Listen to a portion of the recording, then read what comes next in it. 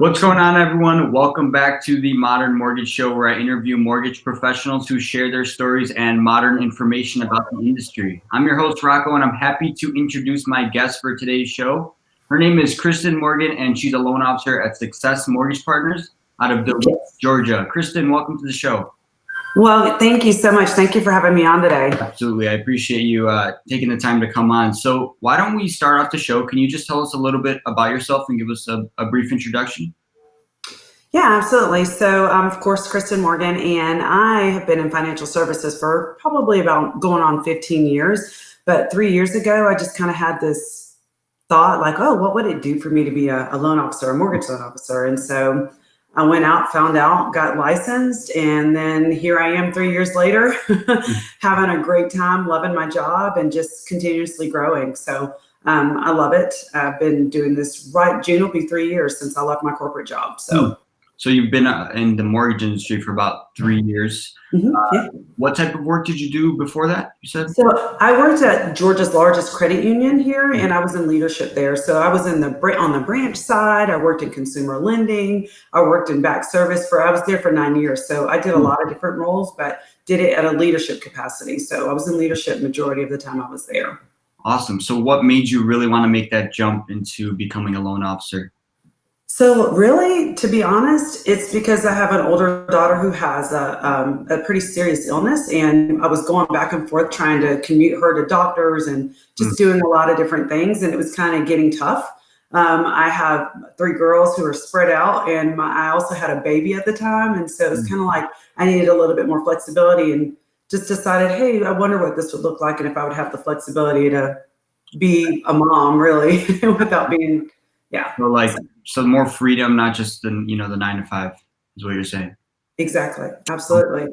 Awesome. So we're in a strange time right now. What are you doing to adapt, to this time and just getting past this uncertain period of time?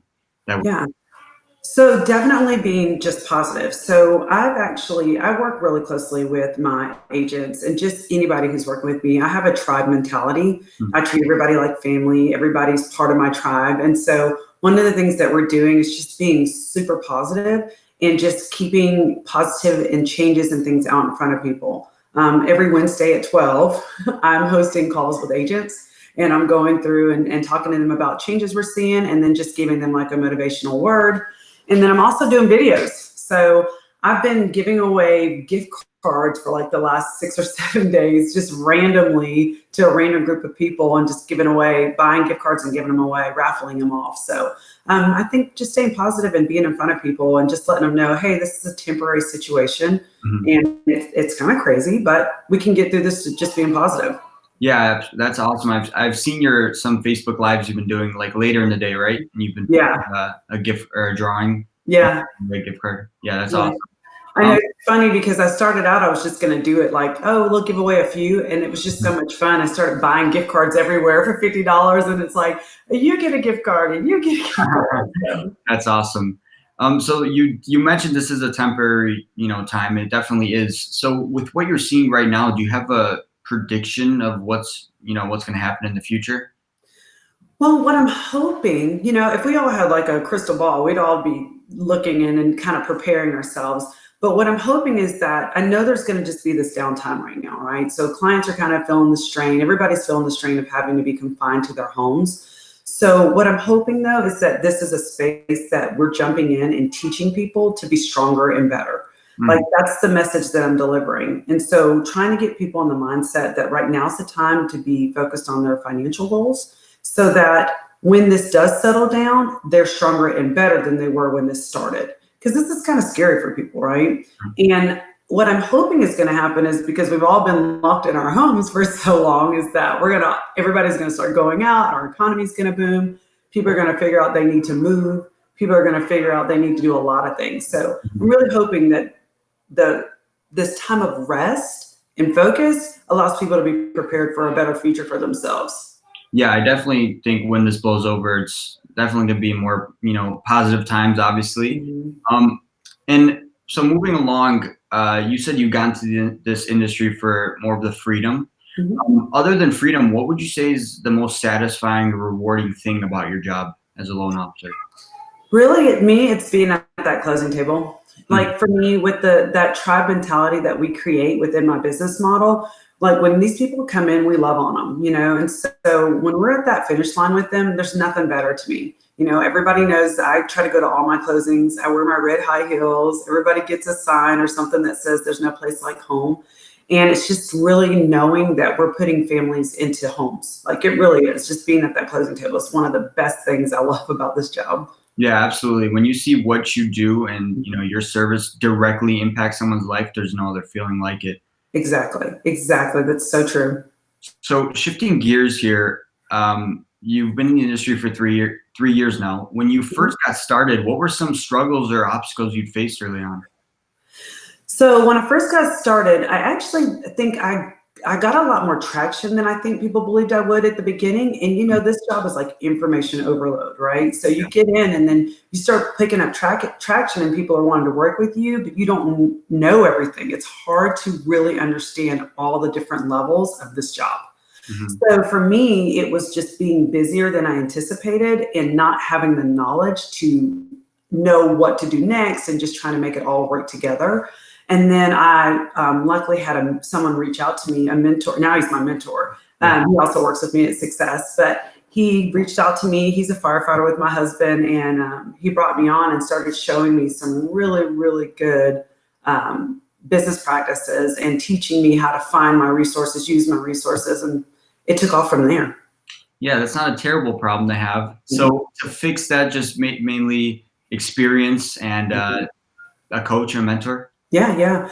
And also too, a willingness to understand and know that every file you touch is completely different, right? And I think that sometimes people think this is an easy job. And you and I both know this is not necessarily an easy job because what to be true for one client is not true for another. And there's so many different levels of it.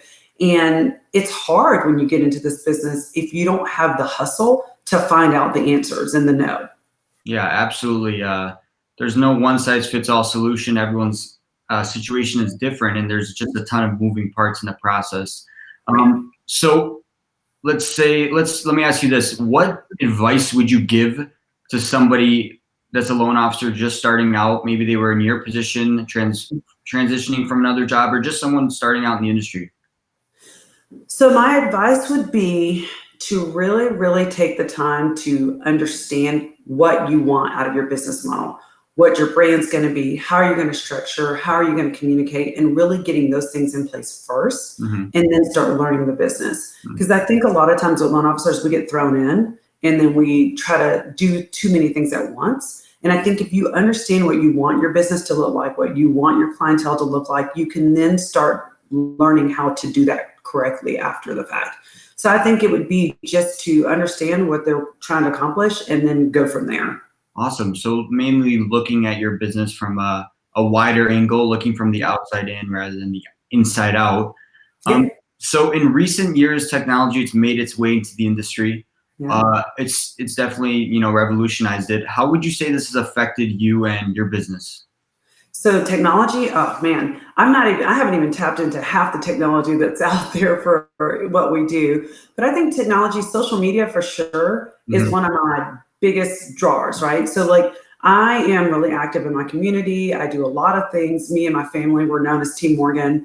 Everybody knows we're a bunch of crazies over here. And here recently, especially with the videos, I've been getting a lot of just random people who've seen them and they're like, hey, you seem to be like genuine and caring and I have questions. And so social media, that part of technology has really worked out for me because it's just a way for me to attract and people to get to see who you really are. And it really has helped me a lot. Because if you don't have that, if I didn't have Facebook the way that I do, if I didn't use my Facebook the way that I do, I probably wouldn't have as many contacts, random people, people that I didn't know contacting me. Yeah, social media definitely allows you to get in front of, more people. And like you said, it doesn't change who you are, it just amplifies who you are. So other people can see that. Yes. So are there any, modern strategies that you're using to scale production or maintain better relationships with clients or just systemize and organize your business? So right now, I just added another person to my team, and so we're working through some of those things. But mine is just I use a lot of images to communicate. So for me, I have my loan partner, Katie. She does a lot of that front line. We kind of almost over communicate. We're going to send out pictures and images and say, "Hey, you're under contract," and that's something that has really worked, right? So I use this image when people get clear to close that says. The only thing more fabulous than a pair of red high heel shoes is a clear to close, right? And so everybody's always looking for that one image when they're working with me. But using images like that and just things where people can see visually what it is you're looking for and just kind of keeping them updated through the process without using a bunch of words is really helpful. So it's a great way to do it, but and it's fun too, to be honest. Did you say, so use those pictures with your clients, you're saying? Mm-hmm. Okay, yeah, that's definitely awesome. Communication is key throughout the whole process. So where would you see all of this going in the future in terms of technology and how it impacts the mortgage industry specifically? Ooh, that's a good question. I think now, because we do have access to the technology that we do, that our reach will be a lot further. We're hoping to take our team national in the next few years as far as having LOs in different states that are working with me, and just we're being able to touch other families. Because I think that when you have this tribe mentality and you love people well, that can carry into other places, right? It doesn't have to just be Georgia. It can be Georgia. It can be Utah. It can be South Carolina. It can be a lot of different things. And I think that technology will allow us to do that. I don't have to be here. I don't have to be in California in order to help someone in California, right? And I think that that's one of the things that will help us take our team to a national level, is just having all of this technology and being able to reach people and people being able to see you and still get a feel for who you are without you just being a person behind a screen. Yeah, absolutely. Creating that team culture, like you said, and leading the team is crucial. Do you have a long? I know you're pretty new. Do you have a long-term strategy in terms of how you use the technology or social media? No, actually, I don't. I haven't actually got into that. I think right now the videos are something that expands our reach. When we make these videos and we share them, people see them all over. So that's kind of what we're doing right now as far as a strategy. But no, I don't have a specific strategy on how I'm going to do it. Yeah. Okay. Awesome. So let's go to the buyer side now. Just a few questions on that. What do you see as a big misconception that your clients have before working with you? Ooh, that's a good one. That the process is complicated. You get that all the time. People reach out and they're just scared. Like I've found that most buyers, especially first time, they're scared. They think that it's going to be all these crazy things, but we do a good job up front, right? So we vet out a lot of anything we think that a person could be asking us. There goes my daughter.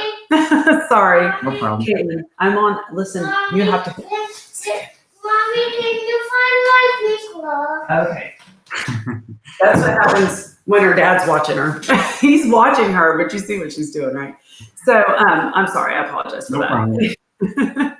It's so fun. But anyway, people always are so timid. They're afraid to go on and actually do that, So once they do that, Rocco, I am so sorry. No problem. This is what happens, right? That's awesome.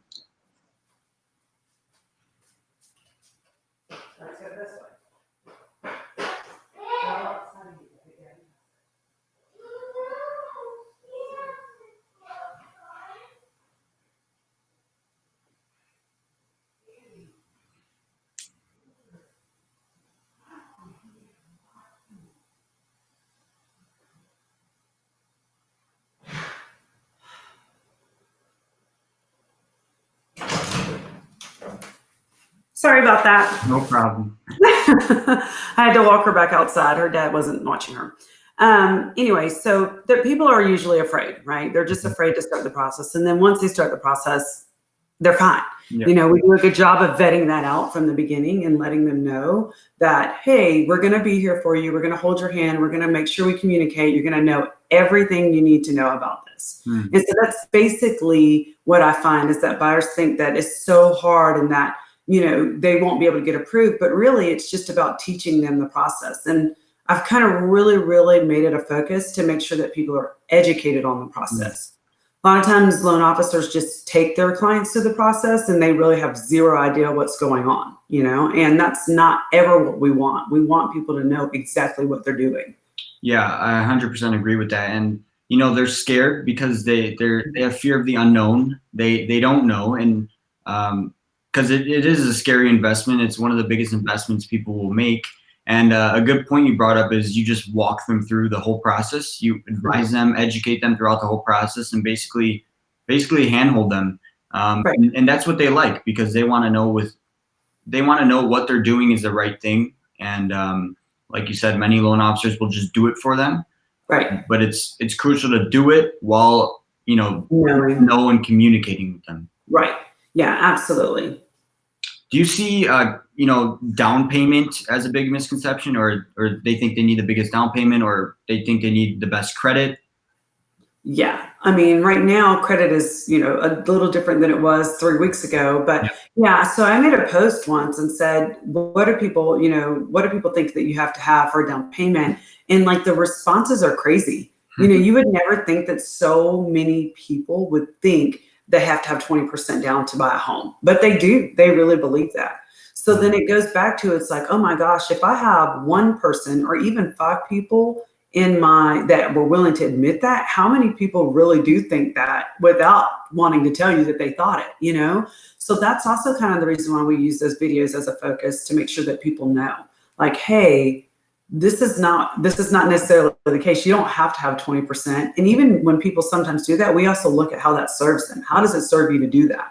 Mm-hmm. So yeah, really, it's crazy the amount of things that people think that is involved in the process. And I don't know where we as loan officers have failed at communicating that to people, or how that even became a thing. Yeah, spreading awareness is definitely huge, and busting those myths, like you said. Mm-hmm. Do you work with a lot of first-time buyers? Yeah. Okay, so what would you say is your number one most asked question that you receive from first-time buyers? Believe it or not, it's about earnest money.